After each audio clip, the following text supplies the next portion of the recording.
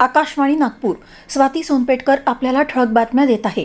राज्यातील गाय वर्ग पशुधनाला लंपी चर्मरोगापासून सुरक्षित ठेवण्यासाठी सन 2026-27 या वर्षाकरता आवश्यक असलेल्या गोट पॉक्स लसमात्रांचं उत्पादन पशुवैद्यकीय जैवपदार्थ निर्मित संस्था पुणे इथं सुरू झालं आहे. 21व्या पशुगणनेनुसार राज्यातील जिल्हानिहाय गायवर्ग पशुधनाची संख्या विचारात घेऊन पहिल्या टप्प्यात एकंदर लस उत्पादनाच्या 40% म्हणजे 37,52,000 लसमात्रांचं वाटप नियोजनबद्ध रीतीने सुरू करण्यात आलं आहे. या पार्श्वभूमीवर राज्यातील पशुधनाचं संरक्षण करण्यासाठी लंपी प्रतिबंधक लसीकरण मोहीम युद्धपातळीवर आणि तातडीनं पूर्ण करण्याचं आवाहन पशुसंवर्धन आयुक्त डॉक्टर किरण पाटील यांनी केलं आहे. अंबाझरी तलावातील पर्यावरणासाठी घातक ठरणाऱ्या जलपर्णी निर्मूलनाच्या कामाची मनपा आयुक्त डॉक्टर विपिन यांनी आज पाहणी केली.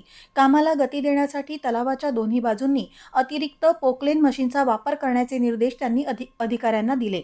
आतापर्यंत तलावातून 80,000 टन जलपर्णी काढण्यात आली असून पोकलेन आणि वीड हार्वेस्टरच्या सहाय्यानं दररोज सुमारे 400 टन जलपर्णींचं निर्मूलन करण्यात येत आहे.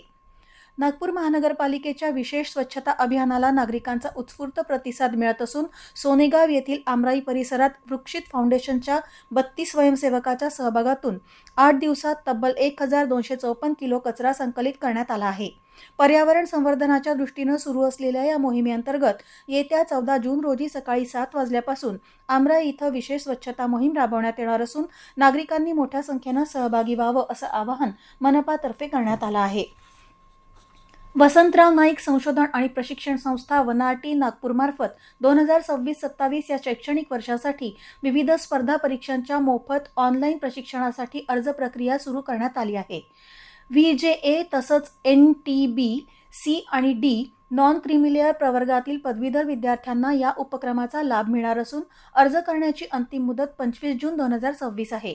UPSC, MPSC, SSC, IBPS, railway भरती, MBA, CET कॅट आदी परीक्षांसाठी प्रशिक्षण देण्यात येणार आहे. निवड झालेल्या विद्यार्थ्यांना विद्यावेतन आणि अन्य आर्थिक सहाय्यही दिलं जाणार असून अधिक माहिती www.vanati.in या संकेतस्थळावर उपलब्ध आहे. आगामी 48 तासात नागपुरात काही ठिकाणी उष्णतेची लाट तर काही ठिकाणी वादळी वाऱ्यांसह विजेच्या कडकडाटाची शक्यता हवामान खात्यातर्फे वर्तवण्यात आली आहे. आज अकोला आणि वर्धा इथं 43.5 अंश सेल्सिअस, यवतमाळ इथं 43.2 आणि नागपुरात 41 अंश सेल्सिअस इतक्या कमाल तापमानाची नोंद झाली. याबरोबरच हे ठळक बातमीपत्र संपलं. यापुढील ठळक बातमीपत्र रात्री 8:42 विविध भारतीवरून प्रसारित होईल. नमस्कार.